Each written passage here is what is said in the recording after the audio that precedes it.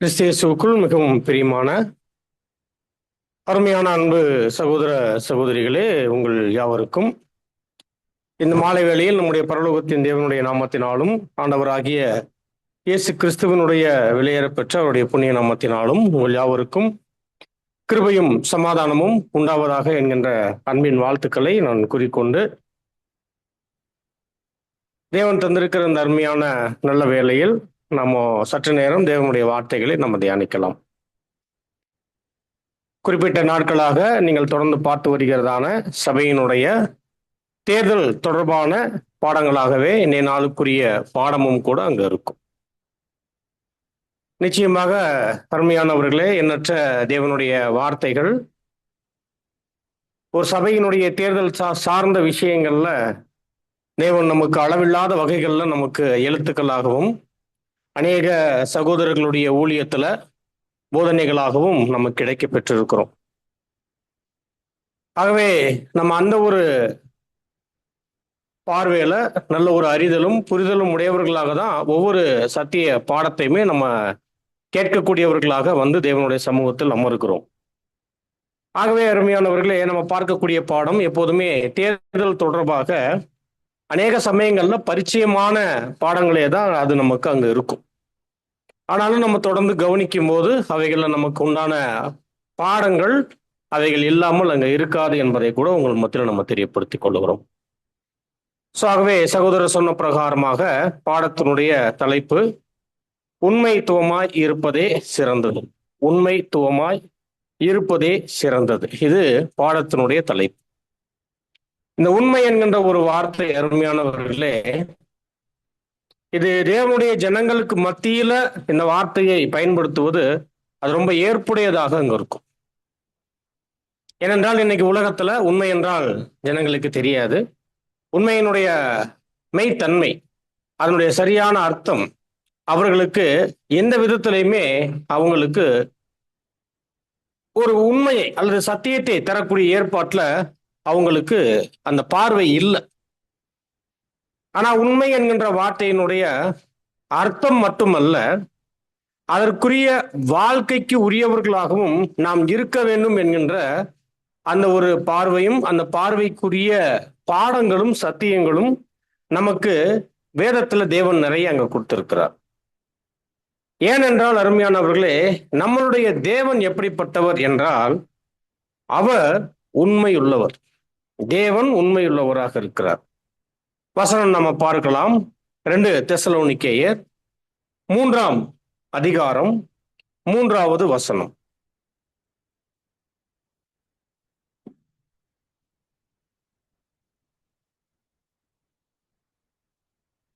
கர்த்தரோ உண்மையுள்ளவர், அவர் உங்களை ஸ்திரப்படுத்தி தீமையினின்று விலக்கி போதும். கர்த்தரோ உண்மையுள்ளவர். அப்போ கர்த்தர் உண்மையுள்ளவர் என்று வேதம் நமக்கு ரொம்ப அழகாக அங்க காமிக்கிறத நம்ம பார்க்கிறோம். இன்னும் பாருங்க, 1 கொரிந்தியர் 1ஆம் அதிகாரம் 9வது வசனம் பார்க்கலாம்.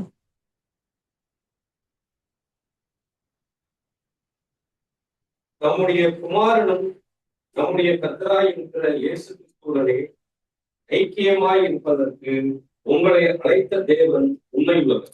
பாருங்க, நம்மளை அவருடைய குமாரனோடு ஐக்கியம் கொள்ளும்படி, என்றென்றும் ஐக்கியமாக இருக்கும்படி உங்களையும் என்னையும் அழைத்த தேவன் அவர் உண்மையுள்ளவராக அங்க இருக்கிறார்.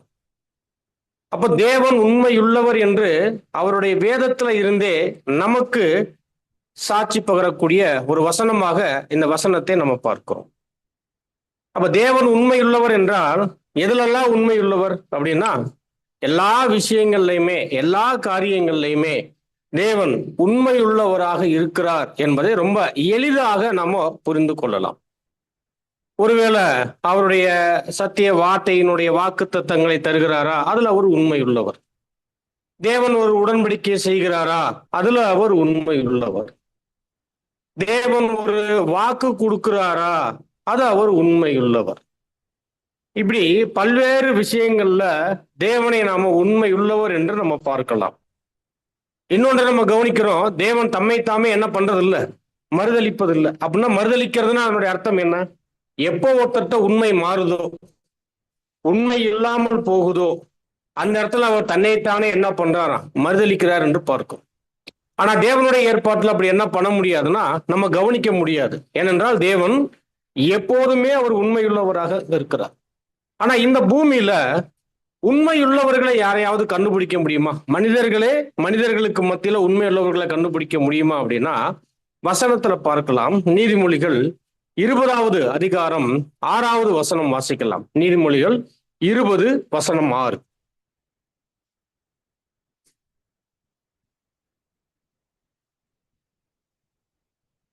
மனுஷர் பெரும்பாலும் தங்கள் தயாளத்தை பிரசித்தப்படுத்துவார்கள். பாருங்க, மனுஷர் பெரும்பாலும் தங்களுடைய தயாளத்தை என்ன பண்ணுவாங்களாம், பிரசித்திப்படுத்துவாங்க. அப்படின்னா அவங்க கிட்ட என்னெல்லாம் இருக்குதோ அதையெல்லாம் அவங்களே என்ன பண்ணிக்குவாங்க, அவங்களே பிரசித்திப்படுத்திக்குவாங்க.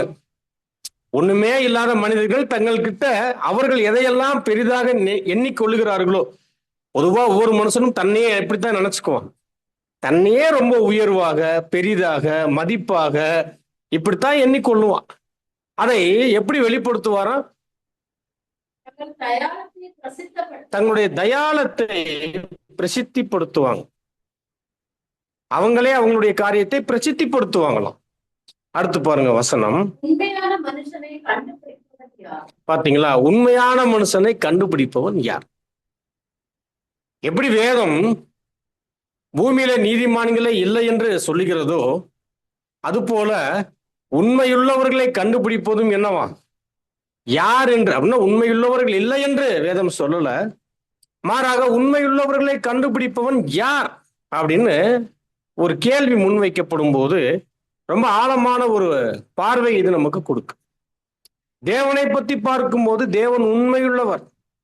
எப்போதும் அவருடைய படைப்புகளுக்கு முன்பதாக அனைவர்கிட்டையுமே, விசேஷமாக நம்மை அழைத்த தேவன் நம்ம கிட்டையும் அவர் எப்படி இருக்கிறார், அவர் உண்மையுள்ளவராக இருக்கிறார் என்று நம்ம பார்க்கிறோம்.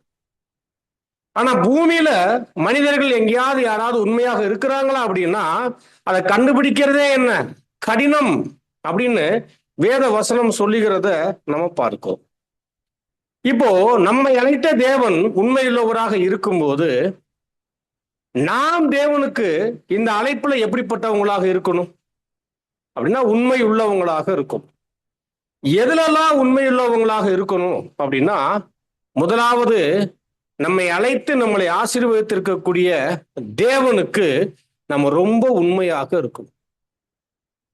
அந்த உண்மையை நம்ம எப்படி வெளிப்படுத்த முடியும் என்றால், நாம் அவர்கிட்ட ஏறெடுத்து கொண்ட உடன்படிக்கையில நாம அந்த உண்மைத்தன்மையை ஒவ்வொரு நாளும் நாம நிரூபிக்கணும். அப்படின்னா அந்த உடன்படிக்கைக்கு கீழ்ப்படிந்து நாம் நம் சித்தம் தள்ளி தேவனுடைய சித்தத்தை மட்டுமே செய்யக்கூடிய ஏற்பாட்டுல நாம் தேவனுக்கு உண்மையாக இருக்கிறோம், பண்ணிக்கொண்ட உடன்படிக்கைக்கு உண்மையாக இருக்கிறோம் என்பது அதனுடைய மெய்யான அர்த்தமாக, பொருளாக அங்க இருக்கிறத அங்க நம்மளால அங்க உணர்ந்து கொள்ள முடியும். அது மட்டும் கிடையாது, தேவன் நம்ம கிட்ட என்னென்ன விஷயங்களை எல்லாம் எதிர்பார்க்கிறாரோ அல்லது என்னென்ன விஷயங்களை எல்லாம் இந்த வாய்ப்புல நமக்கு கையளிக்கிறாரோ அவைகள் எல்லா ஏற்பாட்டிலுமே எல்லா விஷயங்கள்லுமே நாம் உண்மையுள்ளவர்களாக நாம் காணப்படணும். இந்த அழைப்புக்குள்ள இந்த விசேஷித்த உடன்படிக்கையின் ஜீவியத்துக்குள்ள வந்ததற்கு அப்புறம் நாம தேவனுக்கு மட்டும் இல்ல, தேவன் நமக்கு கையளிக்கக்கூடிய வாய்ப்புகள்ல மட்டும் கிடையாது, குடும்பத்துல உண்மையாக இருக்கணும், மனைவி கிட்ட உண்மையா இருக்கணும், மனைவி கணவன் கிட்ட உண்மையாக இருக்கணும், பிள்ளைகள் கிட்ட உண்மையாக இருக்கணும், நம்முடைய தொழில உண்மையாக இருக்கணும், பிற மனிதர்கள் கிட்ட உண்மையாக இருக்கணும். இதெல்லாம் ரொம்ப கவனிக்கத்தக்க ரொம்ப முக்கியமான ஒரு விஷயம். இதை கடந்து நாம் சபை என்று வரும்போது சபையில் ஒவ்வொருவரும் உண்மை உள்ளவர்களாக காணப்படுவது ரொம்ப ரொம்ப அவசியமான ஒன்று. அருமையான சகோதர சகோதரிகள், இதுல விசேஷமா தேவன் நமக்கு கையளிக்கக்கூடிய தனிப்பட்ட ஊழியங்கள் என்று வருது இல்லைங்களா? அப்படிப்பட்ட ஊழியங்கள் அது என்னென்ன வகையில என்னென்ன வாய்ப்புகளை நம்ம கிடைக்க பெறுகிறோமோ அந்த வாய்ப்புகள்ல ரொம்ப உண்மையாக அங்க இருக்கும், ரொம்ப உண்மையாக இருக்கும். அப்படின்னா உண்மை தவறின நிலையில் நம்ம காணப்படக்கூடாது, உண்மையற்றவர்களாக நம்ம நடந்து கொள்ளக்கூடாது. எப்போதுமே உண்மைக்கு என்ன இருக்கு தெரியுங்களா? உண்மைக்கு எப்போதுமே ஒரு சிறந்த மதிப்பு இருக்குது. உண்மைக்கு சிறந்த மதிப்பு இருக்கு. அது உண்மையா இல்லையா? எந்த இடத்துலயும் உண்மையா இருங்க. நம்மளுடைய பெயர் எப்படிப்பட்டதாக இருக்கும்? நம்மளை பற்றிய பார்வை மற்றவங்களுக்கு எப்படி இருக்கும்? இயல்பாகவே ஒரு விசேஷித்த மதிப்பு, ஒரு கணம் கடந்து வரும். சின்ன சின்ன விஷயத்துல நம்ம உண்மையாக இருந்தா கூட. அப்ப அந்த ஒரு வகையில் அருமையானவர்களே, நம்ம குடும்பத்துல உண்மையா இருந்தால் நம்மளுடைய மதிப்பு குடும்பத்துக்குள்ள சிறந்ததாக அங்க இருக்கும். உலகத்துக்குள்ளேயோ வேலையிலையோ எந்த இடங்கள்ல நம்ம உண்மையாக இருந்தாலும் அந்தந்த இடங்கள்ல நமக்கான மதிப்பும் நம்மளுடைய அந்த உண்மைத்துவத்தினுடைய ஏற்பாடு விசேஷித்த அங்கீகரிப்பையும் அது பெறக்கூடியதாக அங்க இருக்கும். அது கனம் மிகுந்ததாக அனைவராலும் பார்க்கப்படும். இதே விஷயம்தான் கர்த்தருடைய சபைக்குள்ளையும் நாம பெற்றுக்கொண்டிருக்கக்கூடிய ஊழியங்களுக்குள்ள நம்ம எவ்வளவு உண்மையாக இருக்கிறோமோ அதளவுக்கு மதிப்பு, அந்த ஊழியத்தின் நிமித்தம் நமக்கு மதிப்பு. பெற்றுக்கொண்ட தெய்வீக காரியத்துல நம்ம உண்மையாக இருக்கும்போது அதன் நிமித்தம் ஒரு கணம் என்கின்ற இந்த காரியத்தையும் நம்மளால என்ன பண்ண முடியும்னா அங்க விசேஷமாக பார்க்க முடியும். ஒருவேளை எல்லா வாய்ப்புகள்லையும் இருக்கிறோம், எல்லா நிலைகள்லையும் இருக்கிறோம், உண்மை இருக்கு, ஆனா அது போதுமான அளவுக்கு இல்லை என்றால் அப்படிப்பட்டவர்களுடைய மதிப்பும் குணமும் எல்லா இடங்கள்லையும் எப்படி இருக்கும்? உண்மையான ஒரு நிலையில் காணப்படுவக்கூடிய ஒரு நபரோடு உண்மை இருக்கு ஆனா சரியா இல்லை என்கின்ற ஒருவரை ஒப்பிடும்போது எப்படி இருக்கும்? மதிப்பும் கனமும் எப்படி இருக்கும்? சரியாக இருக்குமானா இருக்காது. அப்போ இதெல்லாம் நமக்கு ஒரு சிறந்த ஒரு பாடம். ஆகவே அருமையானவர்களே, நாம் உண்மைத்துவம் உடையவர்களாக இருப்பது முதலாவது நமக்கு அது என்னது? நமக்கு அது ரொம்ப நல்ல விஷயம். அது நமக்கு நாமே ஒரு மிகப்பெரிய ஒரு நன்மையை நம்ம என்ன பண்றோம்? இந்த ஆவிக்குரிய வாழ்க்கையில நம்ம அடித்தளம் இட்டுக் கொள்ளுகிறோம் என்கின்ற இந்த ஒரு விஷயத்தை நம்ம பார்க்கிறோம். ஆகவே அருமையானவர்களே, நாம் அனைவரும் உண்மையாக இருப்பது பெரிய அளவுல அவசியம். இப்போ வசனத்தோடு ஒப்பிடும் போது நமக்கு புரியும். மத்தேயு சுவிசேஷம் 25ஆம் அதிகாரத்துல 21வது வசனம் நம்ம வாசிக்கலாம்.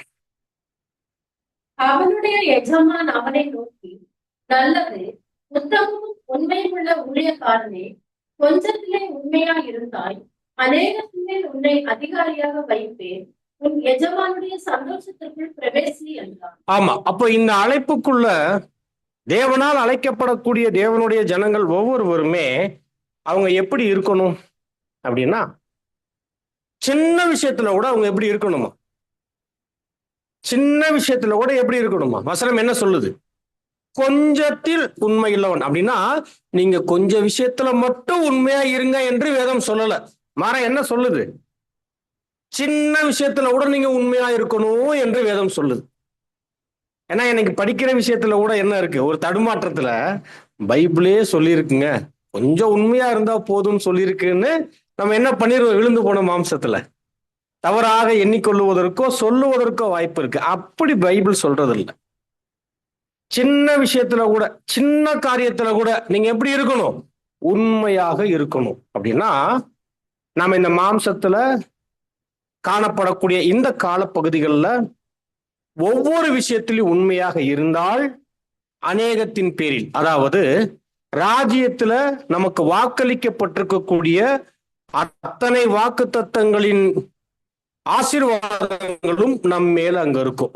கர்த்தரோட ஆளுகை, அவரோட ராஜரீகம், கனம், மகிமை என்று எல்லா ஆசீர்வாதங்களும் நம் மேல அங்க இருக்கும்.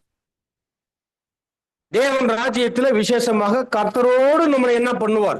அவர் செய்யக்கூடிய அனைத்து பணிகளிலும், அனைத்து வேலைகளிலும், ராஜரீக காரியங்களிலும் அவரோடு கூட நாமும் இணைந்து இருக்கக்கூடிய பெரிய ஆசீர்வாதத்துல நம்மளை என்ன பண்றாராம்? அநேகத்தின் மேல நம்மளை கர்த்தரோடு நம்மளை அவர் வைக்கக்கூடியவராக அங்க இருக்கிறார். அப்படின்னா சின்ன சின்ன விஷயத்துல கூட எப்படி இருக்கணுமா? நம்ம படிச்ச வசனம் என்ன சொல்லுது? கொஞ்சத்தில் உண்மை உள்ளவன். சின்ன சின்ன விஷயத்துல கூட உண்மையாக இருக்கணும். இப்ப இந்த சின்ன சின்ன விஷயம் என்று நாம பட்டியலிட்டோம் என்றால் அந்த பட்டியல் என்ன ஆகிட்டே இருக்கும் தெரியுங்களா? அது நம்மளுடைய வாழ்க்கையை பொறுத்தவரை அது கடந்து போய்கிட்டே இருக்கும். அவ்வளோ பட்டியல் நம்ம போடலாம், வசனத்துல இருந்து எடுக்கலாம், நிறைய பகுதிகளில் இருந்து எடுக்கலாம். ஆனா இப்போ தேர்தல் காலம் என்று வரும்போது நம் அனைவரும் தேவனுடைய ஜனங்களாக இருப்பதனால இதை அப்படியே ஊழியத்திற்கு நம்ம பொருத்தலாம்.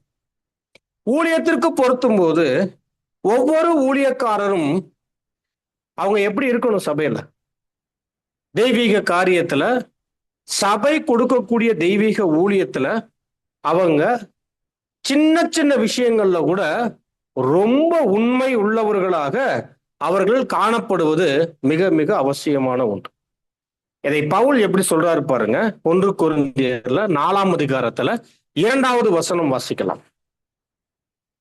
மேலும் உக்கிரானக்காரன் உண்மை உள்ளவனென்று காணப்படுவது அவனுக்கு அவசியம். பாருங்க என்னவா? மேலும் உக்கிரானக்காரன் உண்மையுள்ளவன் என்று காணப்படுவது அவனுக்கு அவசியமாம். இதை என்ன பேசிட்டு இருக்கிறாரு? இதை புரிந்து கொள்ளணும்னா மேல இருக்கக்கூடிய முதல் வசனம் நீங்க வாசிங்க. நீங்க இப்படியாக எந்த மனுஷன் எங்களை கிறிஸ்துவின் ஊழியக்காரன் என்றும் தேவனுடைய ரகசியங்களின் உக்கிரானக்காரன் என்றும் எண்ணிக்கொள்ளப்படும். தங்களை பத்தி சொல்றாங்க. எந்த மனுஷனும் எங்களை தேவனுடைய ஊழியக்காரன் என்று, தேவனுடைய ரகசியங்களுக்கான உக்கிரானக்காரர்கள் என்று தெரிஞ்சுக்கங்க அப்படின்னு சொல்லிட்டு, அப்படின்னா அப்போஸ்தலர்கள் யார்? ஆதிகால சபைக்கு அவர்கள் பிரதானமானவர்கள், ரொம்ப பிரதானமானவர்கள், தூண்கள். அவங்க கர்த்தருக்கு அப்புறம் அவங்களுடைய ஊழியத்துல தான் சபைகள் ஸ்தாபிக்கப்பட்டு, சபைகள் நிலைநிறுத்தப்பட்டு அவைகள் கடந்து போச்சு என்று பார்க்கிறோம். சாதாரணமான விஷயம் இல்லை. சபைக்கு அப்போஸ்தலர்கள் எப்படிப்பட்டவங்க அப்படின்னா, கர்த்தரையும் அப்போஸ்தலர்கள் வழியாக மீதம் இருக்கக்கூடிய அங்கங்கள் அனைவரையும் இணைக்கக்கூடிய பகுதியாக, ஒரு கழுத்து பகுதி போல. ரொம்ப அருமையா ஒரு சகோதரன் நமக்கு விளக்கம் கொடுத்தார். ஆமா, ஒரு கழுத்து பகுதி போல. எவ்வளவு இம்பார்ட்டன்ட். அப்ப அப்போஸ்தலர்களாக மட்டும் இல்ல, அவர்கள் ஆதிகால சபையில அவர்கள் ஊழியக்காரர்களாக, சபை ஜனங்களை வழிநடத்தக்கூடிய மூப்பர்களாக இருந்திருக்கிறாங்க. அப்ப அப்போஸ்தலர்கள் பெற்றுக்கொண்ட ஊழியங்கள் 1, 2 அல்ல. அப்போஸ்தல ஊழியம் அப்படின்னா அதிகாரம் மிக்க ஒரு நிலை. போதக ஊழியம், சுவிசேஷ ஊழியம், மேய்ப்பர் ஊழியம் என்று எண்ணற்ற ஊழியங்களை செய்தவர்கள் தான் யார்? இந்த அப்போஸ்தலர்கள். ஆனா எல்லா விஷயத்திலையுமே அவங்க எப்படி இருந்திருக்கிறாங்கன்னா, உண்மையுள்ளவங்களாக இருந்திருக்கிறாங்க. அந்த உண்மையை கெடுக்கக்கூடிய எந்த விஷயங்களுக்கும் அவர்கள் இடம் கொடுக்கல. ஒருவேளை பெருமைக்கு உள்ள வந்தா இந்த உண்மை கெட்டுடுமா, அவங்க பெருமைக்கு இடம் கொடுக்கல. அதே போல பேராசை உள்ள வரும்போது, இந்த கனமான ஊழியத்தின் வாய்ப்புல பேராசை வந்துச்சுன்னா இந்த உண்மைத்துவம் கெட்டு போயிடும். அப்ப பேராசைக்கு அவங்க என்ன பண்ணல அப்படின்னா, அவர்கள் இடம் கொடுக்கல.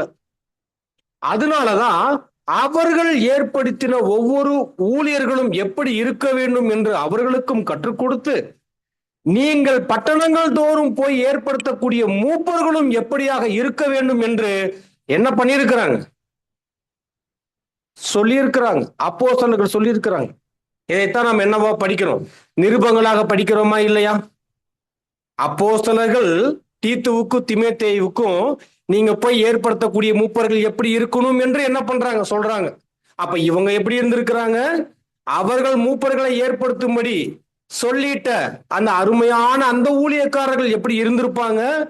இப்ப அவர்கள் ஏற்படுத்திட்ட ஊழியர்கள் அந்த சபையில எப்படி காணப்பட்டிருப்பாங்க? புரியுதுங்களா? அப்போ அந்த வகையில அப்போஸ்தலர்கள் எவ்வளவு அருமையான, அவர்கள் அனைத்து வகையான காரியங்களிலும் அவர்கள் உண்மையாக இருந்துட்டாங்க. அந்த உண்மையை கெடுக்கக்கூடிய, அந்த உண்மையிலிருந்து விலகக்கூடிய பெருமைக்கோ பேராசைக்கோ அவங்க இடம் கொடுக்கல. சுயநலத்துக்கும் அவங்க என்ன பண்ணல, சுயநலமான காரியங்களுக்கும் அவங்க இடம் கொடுக்கல.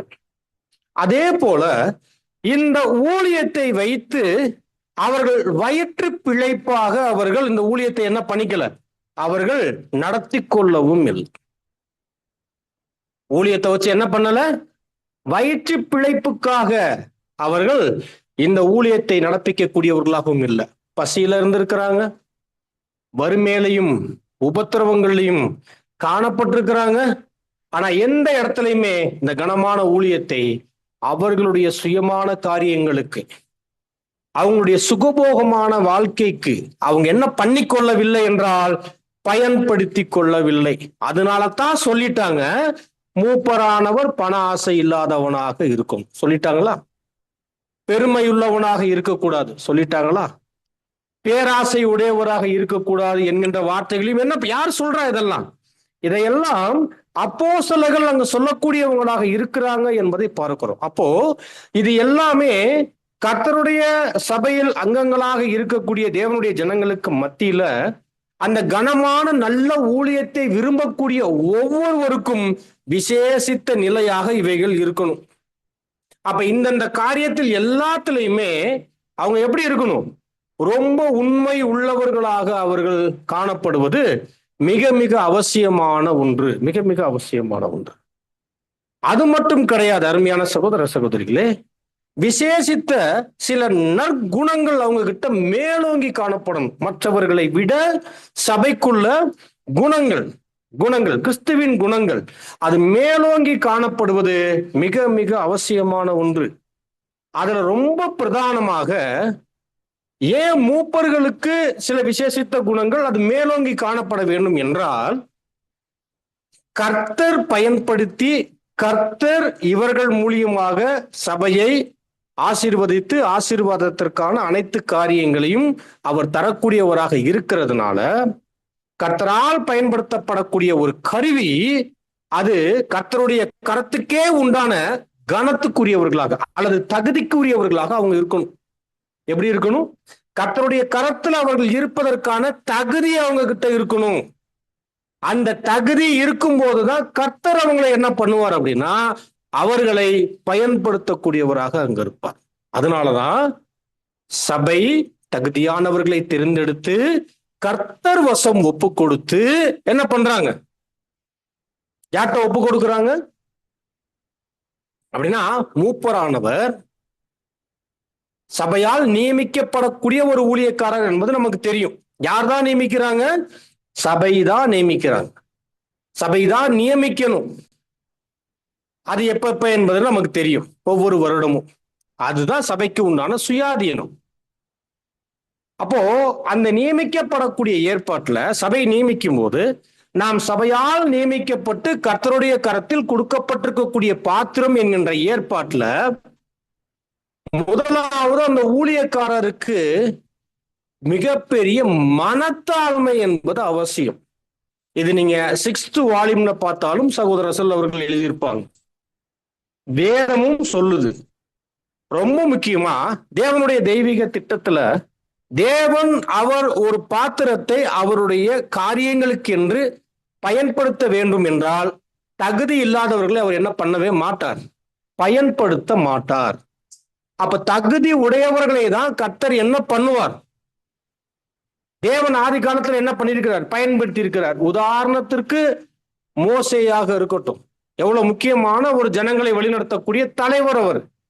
அப்போ அவரை தேவன் எப்ப பயன்படுத்த ஆரம்பிச்சார்? எப்ப பயன்படுத்தினார்? அவருடைய 80வது வயதுல. சரிங்களா? அப்போ மீதம் இருக்கக்கூடிய 80 வருஷமும் அவர் என்னவாக ஆக வேண்டும் என்றால் கர்த்தரால் பயன்படுத்தப்படுவதற்கான தலைவனாக ஆவதற்கான தகுதியை அடைவதற்கு அவருக்கு எவ்வளவு காலம்? 80 வருடங்கள். அப்ப 80 வருடம் வரை தேவன் அவரை என்ன பண்ணல? ஆமா, பயன்படுத்தவில்லை என்று பார்க்கும். இதே போலத்தான் தகுதி உள்ளவர்களை என்ன பண்ணுவார்? கர்த்தர் பயன்படுத்துவார். அப்ப சபை யாரை தேர்ந்தெடுத்து கொடுக்கணும்? தகுதி உள்ள ஊழியக்காரர்களை தேர்ந்தெடுத்து கர்த்தர்கிட்ட கொடுக்கணும். நாம தேர்ந்தெடுக்கக்கூடிய ஊழியக்காரர்கள் எல்லாருமே தகுதியானவர்கள் என்று நம்ம சொல்லிட முடியுமா? எண்ணிக்கொள்ள முடியுமா? இல்ல. அப்ப இந்த விஷயத்துல சபை எப்படி இருக்கணும் யோசிச்சு பாருங்க. அதே போல தேர்ந்தெடுக்கப்படக்கூடிய ஊழியக்காரரும் தன்னை குறித்து அவர் உணர்ந்திருக்கணும். நம்ம தகுதியா தகுதி இல்லையா என்று. இது ரொம்ப ரொம்ப இம்பார்ட்டன்ட். இந்த பார்வை ஒரு ஊழியத்தை விரும்பக்கூடியவருக்கும் இருக்கணும். அதே போல ஊழியத்தில் ஒரு ஊழியக்காரரை நியமிக்கக்கூடிய சபைக்கும் இந்த தெளிந்த பார்வை இருக்கணும். தகுதி உள்ளவரை தேர்ந்தெடுக்க வேண்டும் என்று மந்தையும், சபை தேர்ந்தெடுக்கக்கூடிய ஏற்பாட்டுல நாம் கவனிக்கப்படுகிறோம் என்றால் நான் தகுதியா என்று ஒரு ஊழியக்காரரும் என்ன பண்ணணும்? சிந்திக்கணும். இந்த சிந்தனைகள் இல்லாமல் ஒரு ஊழியத்தை விரும்புவது நிச்சயமாக என்ன, அது அவருக்கு தகுதியாக இருக்காது. ஒருவேளை அந்த ஊழியத்தை பெற்றுக்கொள்வது அதுவும் என்னவாக இருக்காது, அது அவருக்கு தகுதியாக இருக்காது. அப்படின்னா கர்த்தரால் சபைக்கு வரக்கூடிய ஆசீர்வாதங்களை அவர் கொண்டு வருவதற்கான ஒரு பாத்திரமாக அவர் இருக்க மாட்டார். என கர்த்தரால் பயன்படுத்த முடியாது. ஆகவே ரொம்ப முக்கியமா கர்த்தர் ஒருவரை பயன்படுத்த வேண்டும் என்றால் அவர் மிகுந்த மனத்தாழ்மை உடையவராக அவர் இருக்கணும். பிரதானமாக மந்தையை வழிநடத்தக்கூடியவர்கள்கிட்ட மேலோங்கி காணப்படக்கூடிய சிறந்த குணங்களில் அடிப்படையாக எப்போதும் அவங்க கிட்ட காணப்பட வேண்டிய குணம் என்னவென்றால் அது தாழ்மை என்பது ரொம்ப ரொம்ப அவசியம். தாழ்மை என்று சொல்லும் போது இயல்பாகவே அவருடைய இருதயத்தில் அதை அவர் தரித்தவராக அவர் இருக்கும். எங்க தரிச்சிருக்கணும்? இருதயத்துல. அந்த ஊழியத்து நிமித்தம் பேச்சை மாற்றிக்கொள்ளுவது, நம்மளுடைய சரீர அவயத்தினுடைய சில நடவடிக்கைகளை நம்ம அப்படியே தாழ்மையாக மாற்றிக்கொள்வது அது இல்லை. மாறாக நம்முடைய இருதயமே என்னவாக இருக்கும்? அது தாழ்மையை தரித்ததாக இருக்கும். ஒருவேளை இதை நம்ம எப்படி உதாரணம் சொல்லலாம் என்றால், உண்மையுள்ள தாழ்மையை உடையவராக ஒருவர் இருக்கிறார் என்பதற்கான அடிப்படை ஒரு ஆதாரமாக நம்ம என்ன கவனிக்கலாம்னா, அவர் எந்த நிலையிலையும் தன்னை தாழ்த்தி கொள்ளக்கூடியவராக இருப்பார், அல்லது தாழ்ந்து போகக்கூடியவராக இருப்பார், அல்லது தாழ்ந்த நிலைகளையும் எடுக்கக்கூடியவராக இருப்பார், தாழ்ந்த ஊழியங்களையும் செய்யக்கூடியவராக இருப்பார்.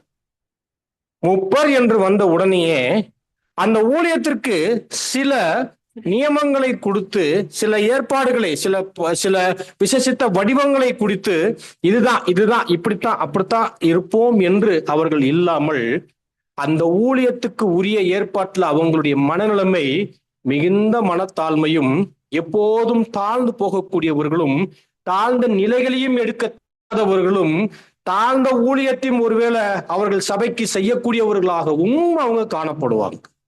அப்படிப்பட்ட தாழ்மை இருந்தாதான் மந்தைக்கு என்ன பண்ண முடியும்? அந்த ஊழியத்தை செய்யக்கூடிய ஏற்பாட்டுல கர்த்தர் அவரை என்ன பண்ண முடியும்? கர்த்தர் அவரை பயன்படுத்த முடியும். இப்போ பாருங்க, ஒரு மூப்பர்கிட்ட அவர் பேசக்கூடிய பேச்சு உண்மையாகவே போதனையில மட்டுமில்ல, சக சகோதர சகோதரிகள் கிட்ட கூட ரொம்ப தாழ்மையாகவே இருக்கும். தாழ்மையாகவே இருக்கும். இல்ல சகோதரரே, என்னுடைய பேச்சுக்கள் எப்போதுமே வெட்டு ஒண்ணு துண்டு ரெண்டாக இருக்கும். நான் எப்பயுமே சட்டுன்னு பேசுவேன். அப்படிலாம் என்ன பண்ண முடியாது. நான் ரொம்ப அப்படியே ஓப்பன் மைண்டு, நான் அப்படியே ஸ்ட்ரைட் ஃபார்வேர்டு. இதெல்லாம் ஒரு பெருமைக்குரிய வார்த்தைன்னு நினைச்சுக்கிட்டு இப்படி வார்த்தைகள் பதிவு பண்ணப்படுது. இல்லை, எந்த நிலையில இருந்தாலும் நம்ம ஸ்ட்ரைட் ஃபார்வர்டாவே இருந்தாலும் நாம எப்படி நம்மளுடைய நிலைகளை வெளிப்படுத்தணும்? நம்முடைய பேச்சுக்கள் முதலாவது சக அங்கங்கள் கிட்ட ரொம்ப விசேஷமா இந்த ஊழியம் வந்ததற்கு அப்புறம் ரொம்ப தாழ்மை ஆயிரணும். காரணம் என்ன அப்படின்னா, ஊழியம் கொடுத்தவர்கள் மேன்மையானவர்கள் என்றும், ஊழியத்தை பெற்றுக்கொண்ட நாம் அவர்களுக்கு ஊழியம் செய்வதற்கான ஊழியக்காரர்கள் என்கின்ற தாழ்மையான பார்வை வந்துடணும். அப்போ ஒவ்வொருவருக்கு முன்பாகவும் நம்ம என்னவாக நம்மை நாம் எண்ணிக்கொள்ளும்.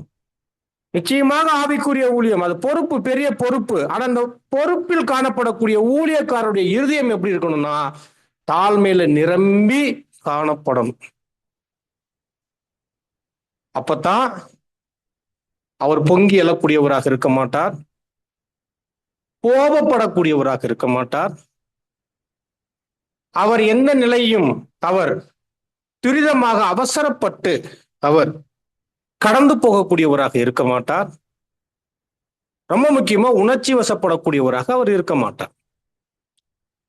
ஏன்னா தாழ்மை இருக்கும்போது நிச்சயமாகவே அவர் சகல காரியங்களையும் நிதானிக்கக்கூடிய சாந்தத்திலையும் அவர் என்ன பண்ணுவார்? அவர் வழிநடத்தக்கூடிய அந்த ஏற்பாட்டுல அந்த ஆவியை உடையவராக அவர் இருப்பார் என்பது நிச்சயம். தாழ்மை இருந்துட்டா அநேக நற்குணங்கள் வருவதற்கான ஒரு வாய்ப்பு. அந்த குணம் அவ்வளவு அருமையான குணம். அந்த குணம் அருமையானவர்களே அங்க இருக்கும். இது ரொம்ப ரொம்ப முக்கியமான ஒரு விஷயம் இது. அப்ப எந்த அளவுக்கு தாழ்மையா இருக்கிறோமோ அந்த அளவுக்குத்தான் ரொம்ப முக்கியமா தலைப்புல இருக்கிறது போல நாம் தேவனுக்கும் கர்த்தருக்கும் சபைக்கும் சபை நம்மை நம்பி கொடுக்கக்கூடிய ஊழியத்திற்கும் உண்மையுள்ளவர்களாக இருக்க முடியும். ஒருவேளை தாழ்மை இல்லை என்றால் எல்லா இடத்துலையுமே உண்மை என்பது என்னாகும்? அடியாகிட்டே போகும், மிஸ் ஆகும். உண்மையை நம்ம காண்பிக்க முடியாது. ஏதோ ஒரு இடத்துல என்ன ஆயிரும்? அது இல்லாமல் போவதற்கான வாய்ப்புகள் அங்க அதிகமாக அங்க இருக்கும். ஆகவே அருமையானவர்களே, இது ரொம்ப முக்கியமாக நாம் கவனிக்கக்கூடிய விஷயம். அப்ப அந்த ஏற்பாட்டின் அடிப்படையில நாம் கவனிக்கும் போது உக்ரானக்காரன் எப்படி இருக்கணுமா? உண்மையுள்ளவன் என்று அறியப்படுவது அவசியம். யாரால் அறியப்பட வேண்டும்? யாரால் அறியப்படணும்? சபையால் அறியப்படணும். சபையால் அறியப்படுவது ரொம்ப ரொம்ப முக்கியமான ஒரு விஷயம். இப்ப என்னையனா என்னதான் சொல்லுவேன்? என்னைய என்ன சொல்லுவேன்? நான் ரொம்ப நல்லவன், நான் ரொம்ப சரியானவன், என்னுடைய எல்லா விஷயங்களும் சரி, நான் இப்படித்தான் பேசுவேன். ஏன்னா இந்த மாம்சம் எப்பயுமே ஒருவர் தன்னை பத்தி எப்படிதான் பேசிக்குவார். ஆனால் இந்த ஊழியத்துல அப்படி அல்ல. எல்லா கிரெடிட் எங்க இருந்து வரணும்? நாம் செய்யக்கூடிய ஊழியத்துல நாம் உண்மையாகவே இவர்கள் ஊழியர்கள், உண்மையுள்ள உக்ரானக்காரர்கள், உண்மையுள்ள மேய்ப்பர்கள் என்கின்ற ஒரு விசேஷித்த ஒரு காரியம், ஒரு அங்கீகரிப்பு அது மந்தைக்குள்ள இருந்து நமக்கு என்ன ஆகணும்? அது வரும் அளவுக்கு நாம அந்த உக்ரானத்துவத்துல, அதாவது இந்த ஒரு ஊழியத்துல நம்ம கர்த்தருடைய ஊழியக்காரர்கள் என்கின்ற விஷயத்துல நம்ம ரொம்ப உண்மை உள்ளவர்களாக காணப்படுவது அருமையான சகோதர சகோதரிகளே, அது அவசியம் என்று நம்ம பார்க்கிறோம். அப்போ பாருங்க, உண்மையும் அந்த உண்மைக்கு அடிப்படையாக இருக்கக்கூடிய தாழ்மையும் நம்ம கிட்ட அது காணப்படுவது ரொம்ப ரொம்ப இன்றியமையாத ஒன்று. இப்ப இதை வைத்தே தான் நாம பாடங்களை நம்ம கவனிக்கும் போது, அல்லது சபையை எப்படி ஒரு மூப்பரை தேர்ந்தெடுக்க வேண்டும் என்று வேற வசனங்கள் நமக்கு காண்பிக்குது என்று நம்ம கவனிக்கும் போது எண்ணற்ற அருமையான வசனங்கள் அங்க இருக்கிறத நம்ம பார்க்கிறோம்.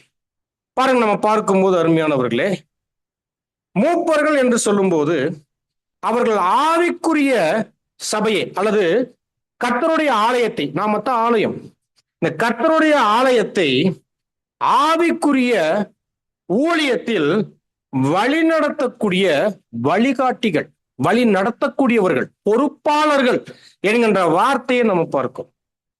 எப்படி அவங்க ஆவிக்குரிய விஷயத்துல சபையை அவர்கள் வழிநடத்தக்கூடிய ஒரு முக்கியஸ்தர்களாக, ஒரு மூப்பர்களாக, ஒரு மேய்ப்பர்களாக அவங்க இருக்கிறாங்க அப்படின்னா, போதனைகள் வழியாக, சபையில அவங்களுடைய பொறுப்பை உணர்ந்து அவர்கள் ஏறெடுக்கக்கூடிய அனைத்து வகையான காரியங்களின் வழியாக அவர்கள் ஆவிக்குரிய காரியங்களை ஏறெடுக்கக்கூடிய மூப்பர்களாக அவங்க இருக்கிறாங்க. அதனாலதான் நம்ம அப்போஸ்தலர் நடபடிகள் 14ஆம் அதிகாரம் 23வது வசனத்துல பார்க்கிறோம், அவர்கள் ஒவ்வொரு சபையிலும் மூப்பர்களை நியமித்தார்கள் என்று நம்ம பார்க்கிறோம். அந்த வசனம் என்ன சொல்லுது? வாசிங்க. அந்தந்த சபைகளில் அவர்களுக்கு மூப்பர்களை ஏற்படுத்தி வைத்து, பாத்தீங்களா? ஏற்படுத்தி வைத்து அப்படின்னா நியமித்தார்கள். இதுதான் அதனுடைய சரியான அர்த்தம். அப்ப நியமித்தார்கள் என்று சொல்லும் போதே இங்க நம்ம அடிப்படையாவே புரிந்து கொள்றோம், மூப்பர்கள் தங்களை தாங்களே என்ன பண்ணிக்கொள்ள முடியாது. ஆமா, மூப்பர்களாக ஏற்படுத்தி கொள்ள முடியாது என்கின்ற அர்த்தத்தையும் இது தருது.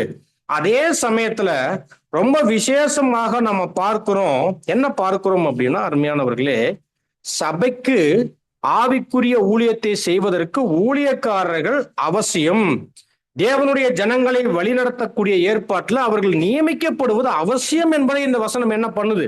ரொம்ப தெளிவா காண்பிக்குது. அப்படின்னா ஒரு சபை ஆவிக்குரிய ஊழியர்களால் வழிநடத்தப்பட வேண்டும். அப்படிப்பட்ட ஆவிக்குரிய ஊழியர்களை சபை நியமிக்கணும் என்பதை வசனம் காண்பிக்குது. அப்போ ஊழியர்களை சபை நியமிக்காமல் ஒரு சபை என்ன பண்ண முடியாது? அது வளர முடியாது, அது முன்னேற முடியாது, அது இயங்க முடியாது. இங்க கூட பார்க்கிறோம், மூப்பர்கள்.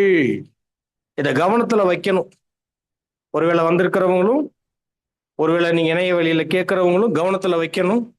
மூப்பர்கள், மூப்பர்கள் கடந்த முறையே அவங்க கிட்ட நம்ம சொல்லிட்டோம். நாம மூப்பர்களுக்கான ஏற்பாட்டுல ஒருவர் ஊழியத்திலிருந்து புறக்கணிக்கப்படுகிறார் என்றால் அதற்கே உரிய சரியான நியாயமான காரணங்களின் நிமித்தம் அவர்கள் அந்த ஊழியத்திலிருந்து தள்ளப்பட வேண்டும். சின்ன சின்ன விஷயம், வெறுப்புகள், கசப்புகள், இவைகளையெல்லாம் வைத்து அருமையான தகுதியான அந்த ஊழியர்களை சபை என்ன பண்ணக்கூடாது? தள்ளக்கூடாது. எல்லார்கிட்டையும் குறைகள் இருக்கும், குறைச்சல்கள் கிட்ட இருக்கும், மூப்பர்கள்கிட்டையும் இருக்கும் கண்டிப்பா. ஆனா மந்தை இதை தாண்டி நமக்கு மத்தியில இவர்கள் எப்படிப்பட்ட வளர்ந்த நிலையில அவர்கள் மந்தைக்கு ஆசீர்வாதமான ஊழியங்களை செய்வதற்கான என்னென்ன தகுதிகளை பெற்றிருக்கிறாங்க, என்னென்ன வாய்ப்புகளை பெற்றிருக்கிறாங்க, என்னென்ன சிறந்த குணங்கள்ல அவங்க எப்படி வளர்ந்திருக்கிறாங்க என்று இப்படியாக பார்த்து என்ன பண்ணணும்? நம்முடைய கசப்புகள், நம்மளுடைய தேவையில்லாத விஷயங்கள், சின்ன சின்ன காரியங்கள், இதையெல்லாம் கலைந்து போட்டு இப்ப இதையெல்லாம் மூட்டை கட்டி வச்சுட்டு மொத்தமா கொண்டு வந்து ஒரு சகோதரர் பேர்ல வச்சு அவரை நிராகரிக்கிறது ரொம்ப எளிமையா போயிரும். ஆனா அது மந்தைக்கு எவ்வளவு பாதிப்பு, எவ்வளவு ஆவிக்குரிய மந்தத்தை கொடுக்கும், எவ்வளவு வளர்ச்சியை தடை பண்ணக்கூடிய காரியங்களாக இருக்கும் என்பதையெல்லாம் சபை என்ன பண்ணிக்கொள்ளணும் அப்படின்னா அங்க உணர்ந்து கொள்ளணும். அப்போ வசனம் ரொம்ப தெளிவா பார்க்கிறோம். மூப்பர்கள் தேவனுடைய ஜனங்களை வழிநடத்துவதற்காக நியமிக்கப்படக்கூடியவர்கள். அப்ப தேவனுடைய ஜனங்கள் எப்போதும் எதுல இருக்கணும்? ஒரு வழி நடத்துதலில் காணப்படணும். சபை நிறைவடையும் வரை சபை எதுல காணப்படணும்? ஊழியக்காரர்களால் வழிநடத்தப்படக்கூடிய தெய்வீக ஒழுங்கின் ஏற்பாட்டின் கீழத்தான் மந்தை காணப்படணும் என்பதை ரொம்ப தெளிவாக நாம் பார்க்கிறோம். அதனாலதான் அப்படியாக நியமிக்கப்படக்கூடிய ஒரு ஊழியர்கள் அவங்களுக்கான தகுதிகள் என்று 1 தீமோத்தேயு 3ஆம் அதிகாரத்துல 1-7 வரை நம்ம என்ன பண்றோம்? பரிச்சயமான பகுதிகளை பார்க்கிறோம். இதுல அடிப்படையா கவனிக்கும் போது, அடிப்படை மட்டும் இல்ல, எப்போதுமே ரொம்ப ஸ்ட்ராங்கா நம்ம கவனிக்கக்கூடிய விஷயம், குற்றமற்றவராக இருக்கணும். ரொம்ப இம்பார்ட்டன்ட், ரொம்ப இம்பார்ட்டன்ட். குற்றமற்றவர்னா என்ன? இப்ப நான் ஒரு சகோதரர் பேர்ல முதல் அவரு என்னை அன்னைக்கு பார்த்துட்டு பார்க்காம போயிட்டாருங்க அப்படின்னு இந்த மாதிரியான விஷயத்தெல்லாம் குற்றமால கொண்டு வர முடியாது. புரியுதுங்களா?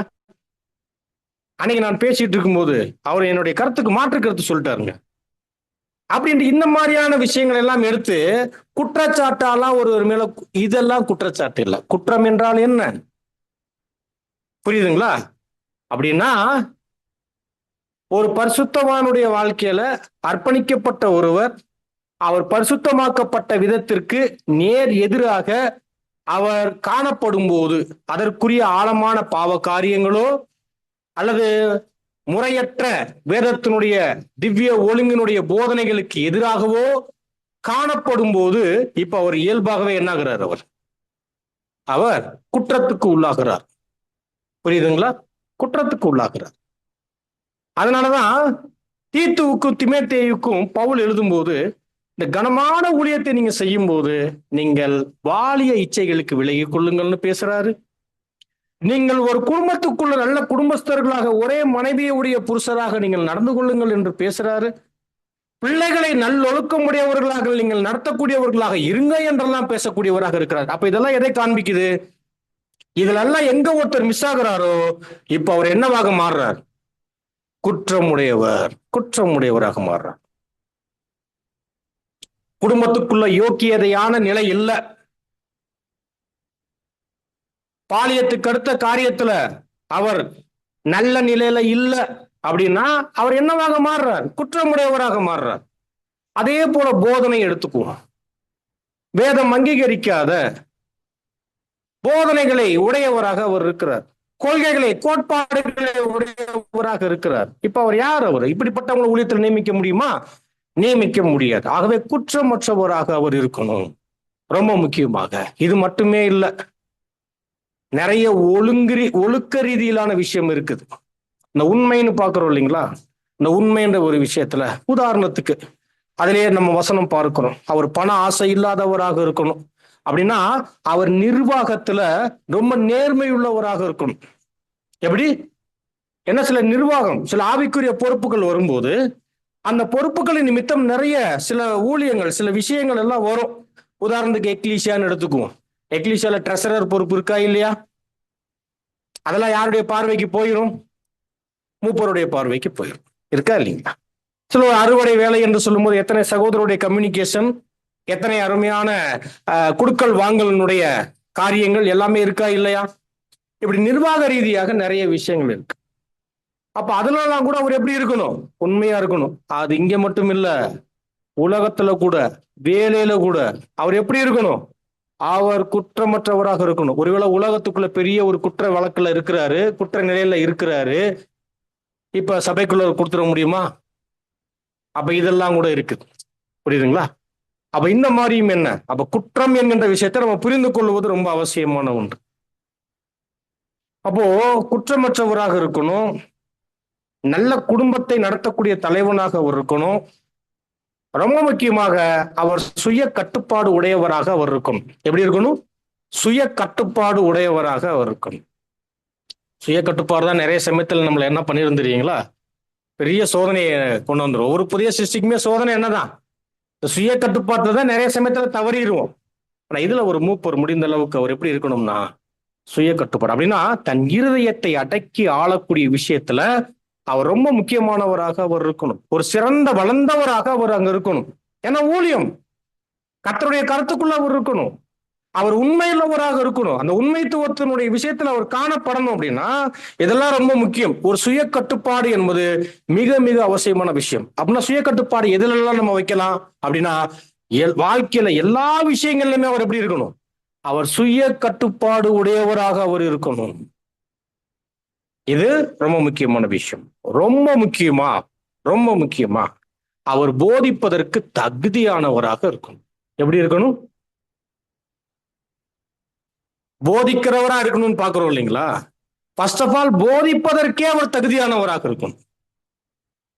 நிச்சயமா அவர் போதகரா இருக்கணும். போதகரா இருந்தால் மட்டும் பத்தாது, அவர் போதிப்பதற்கே தகுதி உடையவராக அவர் இருக்கும். எவ்வளவு அருமையான வார்த்தை பாருங்க. அப்ப போதிப்பதற்கு தகுதினா இதை நம்ம எப்படி புரிந்து கொள்வது? போதிப்பதற்கு தகுதி என்பதை எப்படி புரிந்து கொள்வது? வசனம் என்ன சொல்லுது? அவர் போதக சமர்த்தனா இருக்கணும் பாக்குறோம் இல்லைங்களா? அப்ப போதக சமர்த்தன்னா அதனுடைய அர்த்தம் என்ன?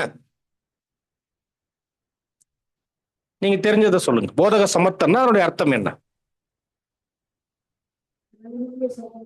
இல்ல, போதக சமர்த்தன் என்றால் என்ன?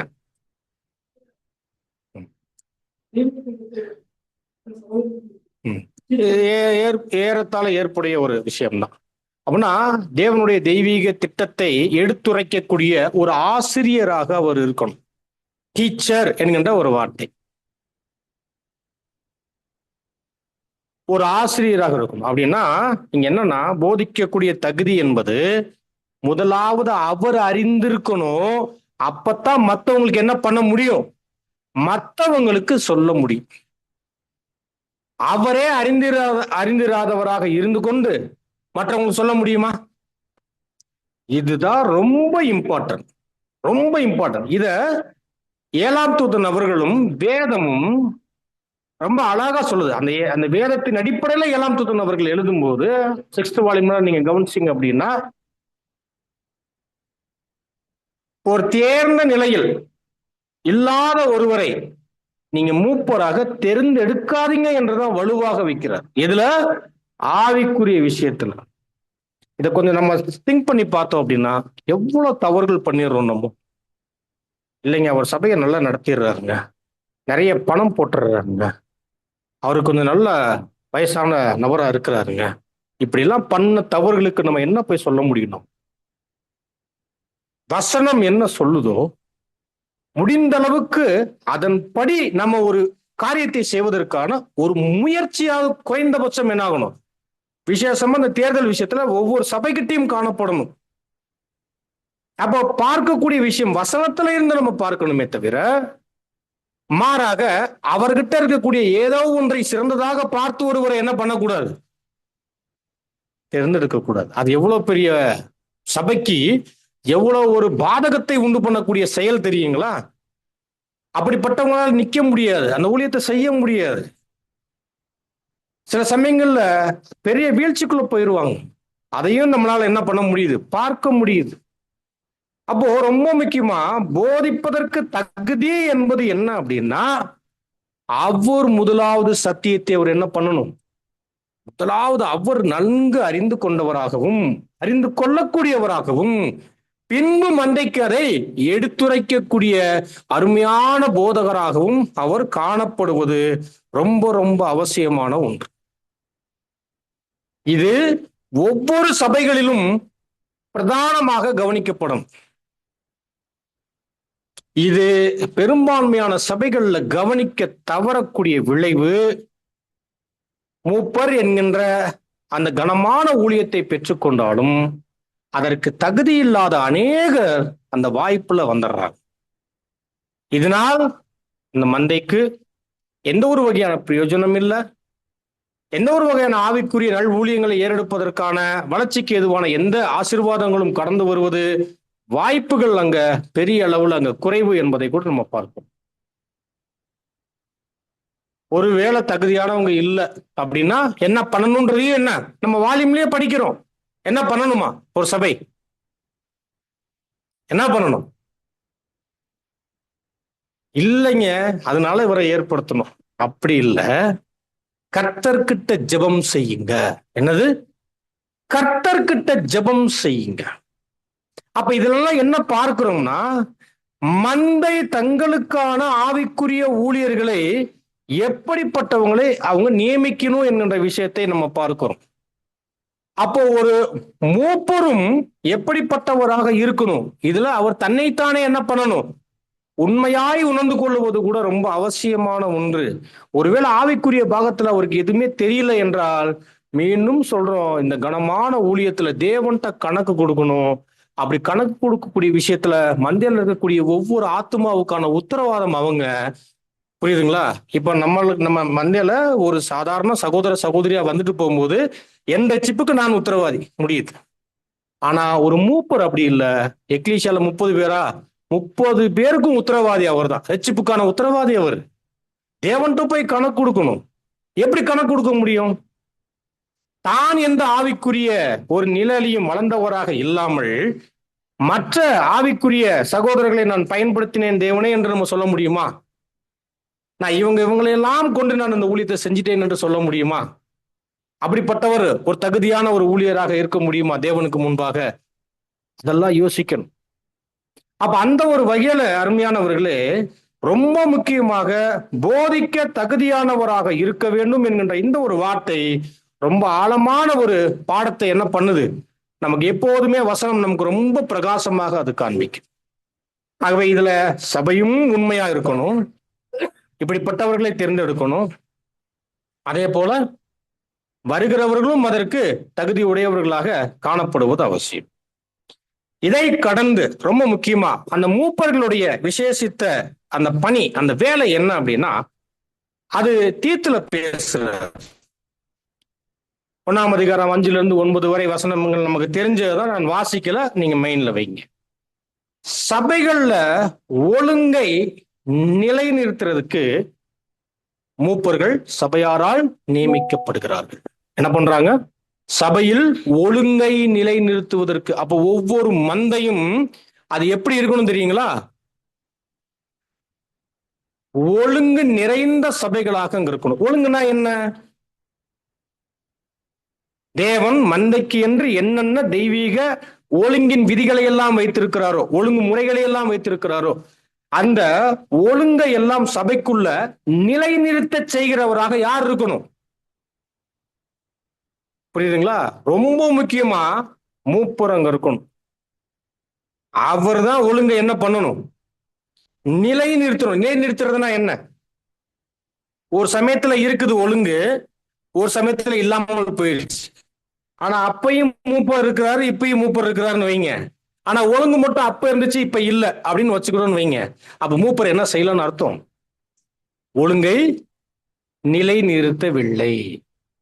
அப்ப எப்போதுமே சபை அது ஒழுங்கில் காணப்படணும்னா நிறைய சபைக்குள்ள நிறைய அனுபவங்கள் வரும். சபைக்குள்ள எண்ணற்ற சூழ்நிலைகள் காணப்படும். நிறைய திவ்ய ஒழுங்குக்கு எதிரான சில காரியங்கள், பரீட்சைகள், சோதனைகள் எல்லாம் கடந்து வரும்போது எந்த நிலையிலையும் ஒழுங்கு மாறாமல் ஒழுங்கை நிலைநிறுத்தி கொண்டே இருக்கணும். நிறைய சமயத்துல அது மிஸ் ஆகும். ஆள் பார்த்து விட்டுருவாங்க, சூழ்நிலைகள் பார்த்து விட்டுருவாங்க, பார்த்துக்கலாம் அப்புறம் பார்த்துக்கலாம் என்று கவனமற்று விட்டுருவாங்க. அப்படிலாம் இல்லை. சபைக்குள்ள சகலமும் எப்படி இருக்கணுமா? சகலமும் ஒழுங்கும் கிரமமுமாக இருக்க வேண்டும் என்றால் அது மந்தையில நியமிக்கப்பட்ட மூப்பர் அந்த ஒழுங்குகளை என்ன பண்ணணும்? நிலைநிறுத்தணும். உதாரணத்துக்கு உலகத்துல அரசியல் சொல்றாங்க இல்லைங்களா, சட்ட ஒழுங்கு சீர்கெட்டு இருக்குன்னு சொல்றாங்க பாத்தீங்களா? என்ன அர்த்தம் அப்படின்னா, சட்டத்தை நடைமுறைப்படுத்துறதா என்ன, அது கரெக்டா இருக்குன்னு அர்த்தம். அது நடைமுறையில இல்லாமல் போகும்போது என்ன ஆகுதுன்னு அர்த்தம்? சட்ட ஒழுங்கு சீர்கெட்டுருச்சுன்னு சொல்றாங்க இல்லைங்களா? அதுதான் விஷயம். அப்படின்னா ஒழுங்குமுறைகள் இருக்கு, அதை நடைமுறைப்படுத்தும் போது அந்த ஒழுங்கை அவர் நிலைநாட்டுகிறார். புரியுதுங்களா? அப்ப நடைமுறைப்படுத்தாத போது அது என்ன ஆகுது? ஒழுங்கு இல்லாமல் போகுது. அப்ப சபைக்குள்ள ஒவ்வொரு சமயத்திலையும் ஒழுங்கை நிலைநாட்டக்கூடிய சூழ்நிலைகள் வரும். ஒழுங்கற்று நடக்கிறவர்களை ஒழுங்குபடுத்தக்கூடிய விஷயம் என்ன? ஒழுங்கை நிலைநாட்டுதல். தவறானவர்களை கண்டிப்பது என்ன? ஒழுங்கை நிலைநாட்டுவது. முறையான சத்தியத்தை கொண்டு வந்து சபையை விசுவாச ஏற்பாட்டுக்குள்ள வழி நடத்துவது என்ன? சத்தியத்துல ஒழுங்குக்குள் அவர்களை நடத்துவது. இப்படி எண்ணற்ற பாகங்கள் இருக்கு ஒழுங்கை நிலைநிறுத்தக்கூடிய விஷயத்துல. எல்லாம் ஒழுங்கும் கிரமமாக அங்க இருக்கணும். இதற்காக மூப்பர்கள் என்ன ஆகுறாங்க? அவர்கள் நியமிக்கப்படுகிறார்கள். ஒழுங்கின் விஷயத்திலையும் ரொம்ப முக்கியமான பொறுப்பு யாருதான்? சாக்கு போக்கு சில சமயத்துல சொல்லிடுவாங்க மூப்பர்கள். என்ன சொன்னாலும் கேட்க மாட்டேன்றாங்க. என்ன சொன்னாலும் கேட்காவிட்டாலும் கூட இதுதான் ஒழுங்கு என்கின்ற விஷயத்துல யார் உறுதியா நிக்கணும்? ஒரு மூப்பர் உறுதியாக நிக்கணும். இதுதான் ஒழுங்கு, இதைத்தான் நம்ம நடைமுறைப்படுத்தணும், இப்படித்தான் செய்ய வேண்டும், வார்த்தைகளும் சத்தியங்களும் இப்படித்தான் இருக்கு என்பதை என்ன பண்ணணும்? இந்த ஒழுங்கை நிலைநாட்டக்கூடியவராக. அப்படின்னா இதை நம்ம எப்படி புரிஞ்சுக்க கூடாதுன்னா, அவர் ஒழுங்குக்காக சண்டை போடுறவர் அப்படி எடுத்துக்கூடாது. ஒரு மூப்பர் சண்டை போட மாட்டாரு, ஒரு மூப்பர் போராடிட்டு இருக்க மாட்டாரு. பட் இதுதான் ஒழுங்கு, இதுதான் சத்தியம் என்கின்ற ஏற்பாட்டுல அதை நிலைநிறுத்தக்கூடியவராக அவர் காணப்பட வேண்டும் என்பதை நம்ம பார்க்கிறோம். அது மட்டும் கிடையாது. ரொம்ப சுருக்கமா சொல்லணும் அப்படின்னா, ஒரு மூப்பர்கள் நல்ல அருமையான குணாதிசயத்தை அவர்கள் சத்தியத்துல அவர்கள் பெற்றவர்களாக அவர் காணப்படும். அவங்க நிலை நிக்கணும்.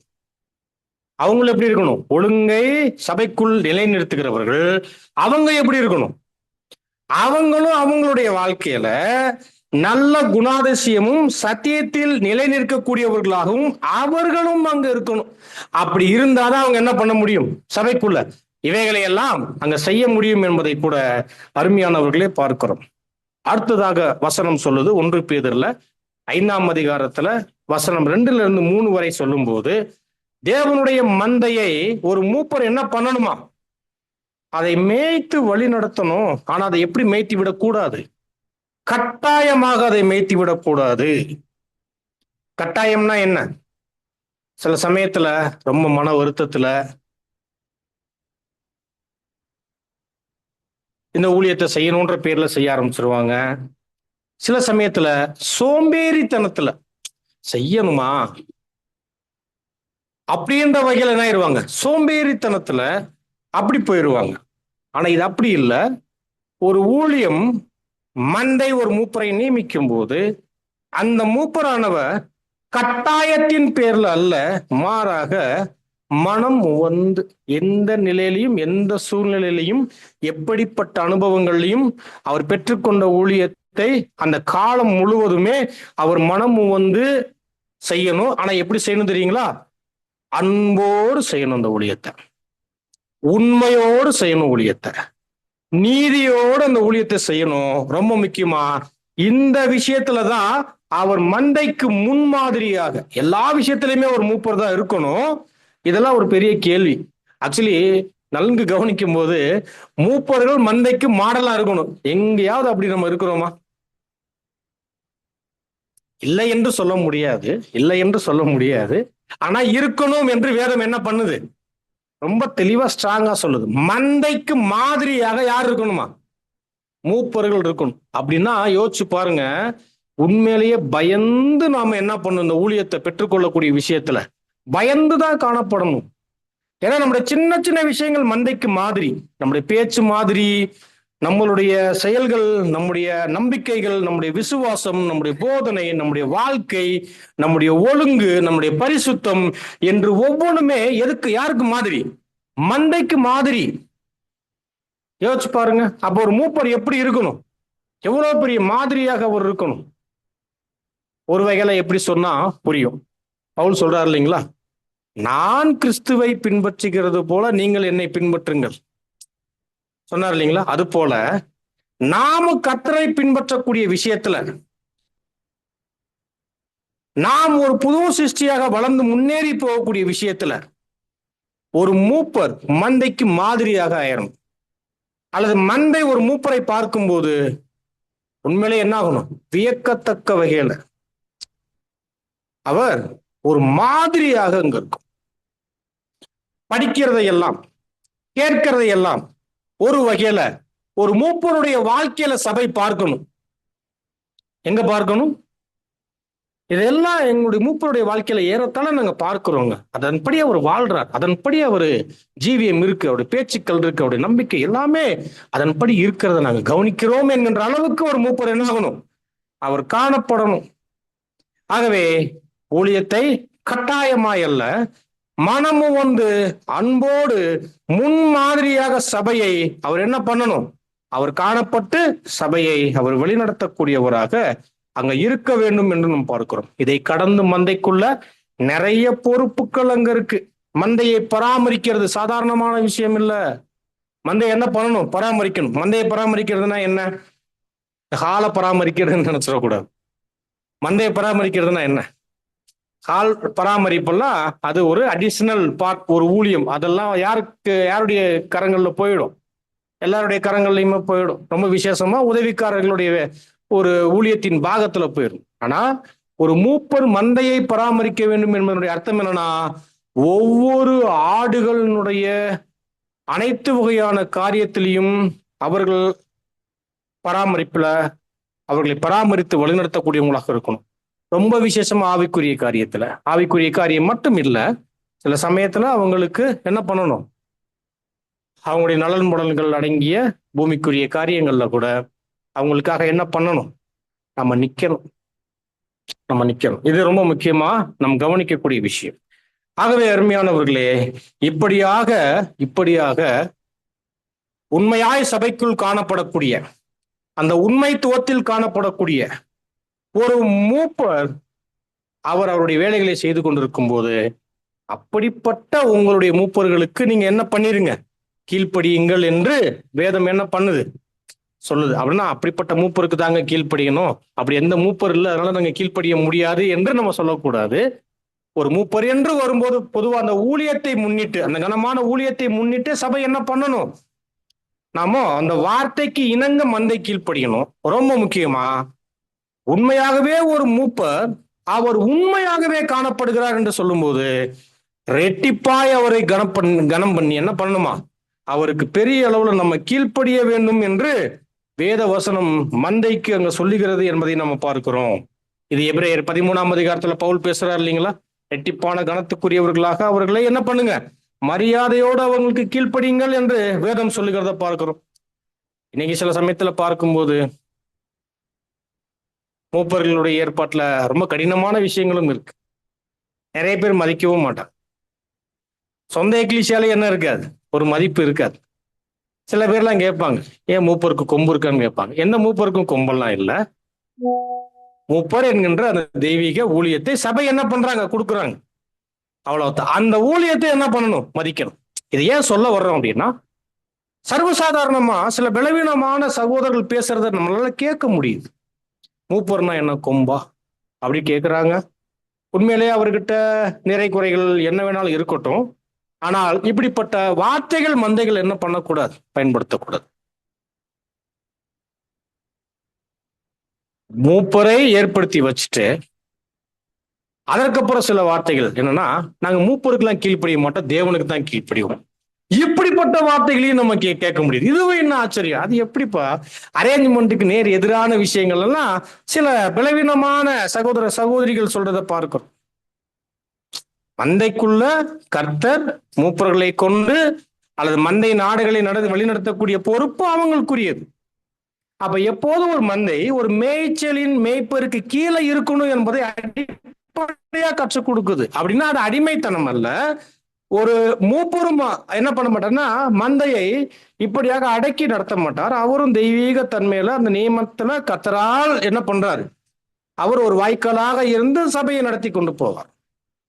மந்தையும் அந்த ஒரு மேய்ச்சலினுக்கு கீழே, அந்த ஒரு வழிநடத்துதலுக்கு கீழே இருக்கணும். மாறாக ஒரு ஒழுங்கின் கீழே, ஒரு மூப்பருக்கு கீழே, ஒரு தேர்ந்தெடுக்கப்பட்ட தேர்தலுக்கு கீழே ஒரு மந்தையில ஒரு ஆடு, நான் மூப்பருக்கு கீழ்ப்படிய மாட்டேன், நான் தேவனுக்கு தான் கீழ்ப்படிவேன்னு சொல்லும் போது இது என்ன இல்லை, இது அரேஞ்ச்மெண்ட்டே இல்லை. இப்படிப்பட்ட விஷயங்களையும் நம்ம ஒரு சில இடங்கள்ல நம்மளால வார்த்தைகளாக வர்றதை நம்மளால கேட்க முடியுது. அதுவும் தவறு. சில பேர் வார்த்தையா சொல்லிடுவாங்க, சில பேருக்கு அந்த மன எண்ணம் இருக்கும். நாம கேட்டிருக்கணும் ஒரு காலத்துல, ஆரம்ப காலங்கள்ல, நான் யாருக்கு கை உயர்த்துறேனோ அவர் தாங்க எனக்கு மூப்பரு. நான் கையை உயர்த்தாத ஒருத்தர் மூப்பரா வந்துட்டார், அவர் எனக்கு மூப்பர் இல்லைங்க. என்னது, அவர் எனக்கு மூப்பர் இல்லை. இப்படிப்பட்ட விஷயமும் அங்க இருக்குது. இதுவும் என்ன இல்லை, இதுவும் நல்ல விஷயம் இல்லை. ஏனென்றால் உண்மையுள்ள மூப்பர்கள் அனைவருக்கும் மதிப்பு கொடுத்து அவங்களை ரெட்டிப்பாய் கனம் பண்ணி அவங்களுக்கு என்ன பண்ணணும், அவங்களுக்கு கீழ்ப்படிய வேண்டும் என்று வேதம் சொல்லுது. அவங்க வயதுல சின்னவங்களா இருக்கலாம், அவங்க வயதுல பெரியவங்களாக இருக்கலாம். நம்ம என்ன பண்ணணும், நாம கீழ்ப்படியணும். இதுதான் வேதம் சொல்லக்கூடிய விஷயம் என்று நம்ம பார்க்கணும். அப்போ இதனுடைய அர்த்தம் என்ன என்று நம்ம கவனிக்கும் போது, சபையை வழிநடத்தக்கூடிய ஏற்பாட்டுல அந்த ஒரு நல்ல ஒரு முதன்மை பொறுப்பை, அந்த மூப்பர் பொறுப்பை எடுத்து அவர் அதை செய்யக்கூடியவராக அவர் இருக்கணும். அப்படி இருக்கும்போது அப்படிப்பட்டவர்களை மதித்து அதற்கு கீழ்ப்படிந்து அதனுடைய ஆசீர்வாதங்களை மந்தை பெற்றுக்கொள்ளணும் என்பதை நம்ம பார்க்கிறோம். இன்னும் பார்க்கும்போது அருமையான சகோதர சகோதரிகளே, வசனங்கள் நம்ம பார்க்கிறோம். எபேசியர் 4ஆம் அதிகாரத்துல வசனம் 11 மற்றும் 12 நம்ம பார்க்கும்போது மந்தைக்கான பாசிங்க.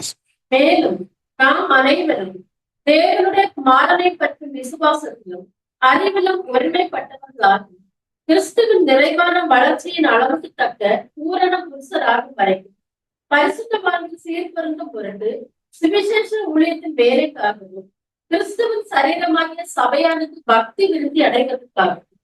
அப்போ இந்த வசனங்கள் நீங்க தொடர்ந்து வாசிச்சு பார்த்தீங்கன்னா என்ன சொல்லுதுன்னா, தேவன் சபைக்கு அந்த மூப்பர்களை ஏற்படுத்த வேண்டும் என்று கொடுத்துட்ட அந்த நியமத்துல அவங்களுடைய முக்கியமான வேலை என்ன அப்படின்னா, மந்தைக்குள் காணப்படக்கூடிய ஒவ்வொரு அங்கத்தினரும் ஆவிக்குரிய தெய்வீக வேலையை செய்வதற்காக அனைவரும் ஆயத்தப்படுத்தப்பட வேண்டும் மூப்பர்களால். என்னவா, ரொம்ப எளிமையா சொல்லணும்னா, ஒவ்வொருவரும் ஆவிக்குரிய விஷயத்துல வளர்ந்து ராஜ்யத்துல தெய்வீக பணிகளை செய்வதற்காக அவங்க என்ன ஆகணுமா, அவர்கள் ஆயத்தமாகணும். அந்த ஆயத்தப்படுத்தக்கூடிய வேலைகளை அந்த மூப்பர் என்ன பண்ணணும், செய்யணும் என்று இந்த வசன பகுதிகள் நமக்கு சொல்லுகிறதை அங்க நம்ம ரொம்ப தெளிவாக நம்ம பார்க்கிறோம். ஆகவே அருமையானவர்களே, இதனுடைய ரொம்ப எளிமையான சுருக்கங்களை நம்ம கவனிக்கும் போது, மூப்பர்கள் என்பவர்கள் தேவனுடைய சபையை அவர்கள் உணர்ந்து மேய்த்து சபையை காத்து சபைக்கு ஆவிக்குரிய போதகத்தின் ஊழியத்தை செய்து வழிநடத்துதலை தந்து ஊழியத்தை தாழ்மையோடு செய்யப்படக்கூடிய சபையால் நியமிக்கப்படக்கூடிய ஊழியர்களாக அவர்கள் காணப்பட வேண்டும். இவர்கள் ஆவிக்குரிய ஊழியக்காரர்கள் என்கின்ற பெயருக்குரியவர்களாக நல்ல குண அம்சங்கள் உடையவர்களாக, நேர்த்தியான ஒரு நிலையில் முன்னேறி செல்லக்கூடியவர்களாக அவர்கள் காணப்படக்கூடியவர்களாக அங்கு இருக்க வேண்டும் என்பதை நம்ம பார்க்கிறோம். ஆகவே இந்த விஷயத்தை எல்லாம் நம்ம பார்க்கும்போது அருமையானவர்களே, இந்த ஏற்பாட்டுல ஊழியக்காரராக இருந்தாலும் சரி அல்லது மந்தையாக இருந்தாலும் சரி, இந்த தெய்வீக ஒழுங்கின் ஏற்பாட்டுல தேர்தல் விஷயத்துல அனைவரும் உண்மையுள்ளவர்களாக நடந்து கொள்ளுவது மிக மிக அவசியமான ஒன்று. சபைக்குள்ள எப்போதுமே சகலமும் நல்லொழுக்கமும் கிரமமாக செய்யப்படும் போது அது உண்மையாக அது காணப்படக்கூடிய நிலை என்று நம்ம பார்க்கிறோம். அப்ப எல்லாருமே நம்ம எப்படி இருக்கணும்? உண்மைத்துவம் உடையவர்களாக நாம் காணப்படுவது அவசியம் என்று நம்ம பார்க்கிறோம். மற்ற ஏக வசனங்கள் நிறைய இருக்குது. இந்த வசனங்களை எல்லாம் நீங்க என்ன பண்ணுங்கன்னா, நீங்க இன்னும் அதிகமாக நிதானித்து படித்து நீங்க அந்த தேர்தலின் சமயத்துல உண்மையாக அந்த ஊழியங்களை செய்வதற்கான முயற்சிகளை செய்யுங்க. தேர்தலின் சமயத்துல தேவனுடைய ஆவி நாமத்தான் கேட்டு வாங்கி தேவ சித்தத்தை செய்யணும். நான் உங்களுக்கு தேவனுடைய ஆவியை கொடுக்க முடியாது, நீங்க எனக்கு என்ன பண்ண முடியாது? தேவனுடைய ஆவியை கொடுக்க முடியாது. நம்ம அனைவருக்குமே தேவனுடைய வார்த்தையில இருந்து தான் என்ன கிடைக்குது? நமக்கு அதிகமாக படிக்க படிக்க படிக்க படிக்க தேவ சித்தம் செய்வதற்கு நம்ம எவ்வளவாக தேவன்கிட்ட ஒப்பு கொடுக்கிறோமோ அதளவுக்கு தேவன் என்ன பண்றார்? தேவையான ஆவியை அவர் தரக்கூடியவராக இருக்கிறார். அப்ப இந்த காலங்கள்ல அதிகமாக நாம் ஜெபத்திலையும், தேர்தல் விஷயத்துல ஜெபத்திலையும், விசேஷமா சகோதரர் அசல் அவர்கள் சொல்றாரு, உபவாசம் இருந்து கூட என்ன பண்ணுங்க, தேர்தலை சந்திங்கன்னு சொல்றாரு. அதளவுக்கு மந்தையினுடைய தேர்தல்ல மூப்பர்களை நியமிக்கக்கூடிய ஏற்பாட்டுல மந்தை மிகுந்த கவனத்தோடும் உண்மையோடும் நேர்மையோடும் பக்தியோடும் பயத்தோடும் இவைகளை செய்வதற்கான வேலைகளை நம்ம முன்னெடுப்போம். தேவன் நம் யாவரையும் ஆசீர்வதித்து ஆண்டு வழிநடத்துவாராக. ஆமென்.